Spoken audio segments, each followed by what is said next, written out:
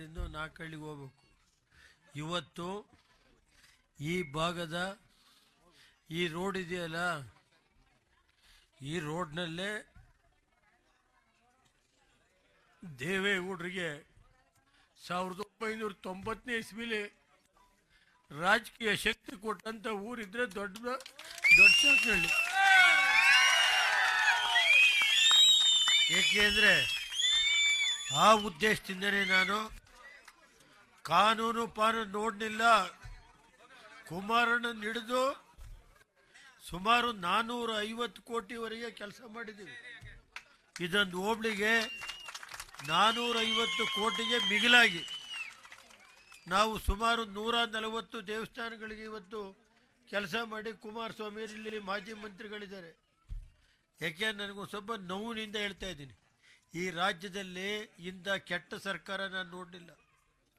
ಕಾಯ್ತಾ ಇದ್ದೀನಿ, ಬಡ್ಡಿ ಸಮೇತ ತೀರಿಸೋವರಿಗೆ ರಾಜಕೀಯದಲ್ಲಿ ಯಾರ್ಯಾರ ಅಧಿಕಾರಿಗಳು ಯಾವ್ಯಾವ ರೀತಿ ನಡೀತಾ ಇದೆ ಗೊತ್ತಿದೆ. ಕೆಲವು ರೋಡ್ ಬಗಸ್ತಾವ್ರೆ. 15 ವರ್ಷ 20 ವರ್ಷ ಇದ್ರೆ ಯಾರೋ 15 ವರ್ಷ ರಂಗನಾಥಪುರ ಅಂತ ಹೇಳಿ ವಿಲೇಜ್, ನಾಚಿಕೆ ಆಗುತ್ತೆ. ಪೊಲೀಸ್ ಇಲಾಖೆ ಇದೆಯೇನ್ರಿ ಇಲ್ಲಿ ಜಿಲ್ಲೆಯಲ್ಲಿ? ಹೋಗಿ 16 ವರ್ಷದಿಂದ ರಸ್ತೆ ಇದೆ, ಜಿಲ್ಲಾ ಪಂಚಾಯತಿಲಿ ದುಡ್ಡು ಕೊಟ್ಟವ್ರೆ, ಕೆಲಸ ಮಾಡಿದ್ದಾರೆ. ಇಡೀ ಊರಿನ ಮೇಲೆ ಕಂಪ್ಲೇಂಟ್ ಕೊಡಕ್ಕೆ ಹೋಗ್ತಾರೆ. ಯಾರೋ ಒಂದು ಮನೆಗೋಸ್ಕರ ಈ ಜಿಲ್ಲೆ ಪೊಲೀಸ್ ಇಲಾಖೆ ಇದೆಯಾ? ನಾನು ಯಾಕೆಂದರೆ ಅಡಿಷನ್ DYSP ಬಗ್ಗೆ ನಾನು ಹೇಳ್ತಾ ಇಲ್ಲ. ಯಾತಕ್ಕೋಸ್ಕರ ಇದು ಮಾಡ್ತಾರೆ? ಪೊಲೀಸ್ ಕಂಪ್ಲೇಂಟ್ ಕೊಡಿ ಅಂತ ಪ್ರೆಷರ್ ಮಾಡಿಸ್ತಾರೆ. ಯಾರು?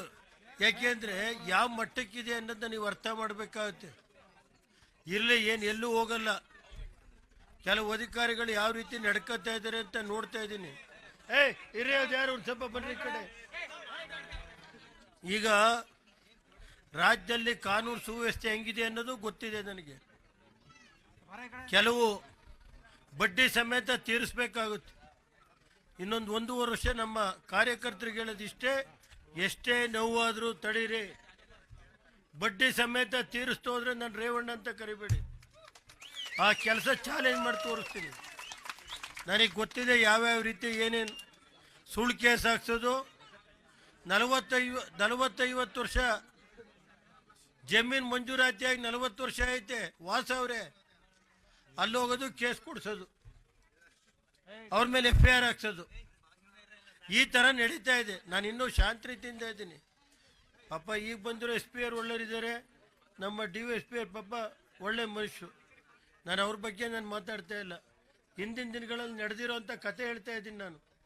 ಅದನ್ನು ಯಾರು ಈ ತಲೆ ಕೆಡಿಸ್ಕೊಳ್ಳಬೇಕಾಗಿಲ್ಲ. ನಾನು ಹೇಳೋದು ಇದು, ಈ ರಸ್ತೆ ಒಂದು ಸ್ವಲ್ಪ ಇರ್ರಿ. ಈ ರಸ್ತೆ ಇದೆಯಲ್ಲ, ಸ್ಟಾರ್ಟಿಂಗಿಂದ ಎರಡನೆಯಿಂದ ಹಿಡಿದು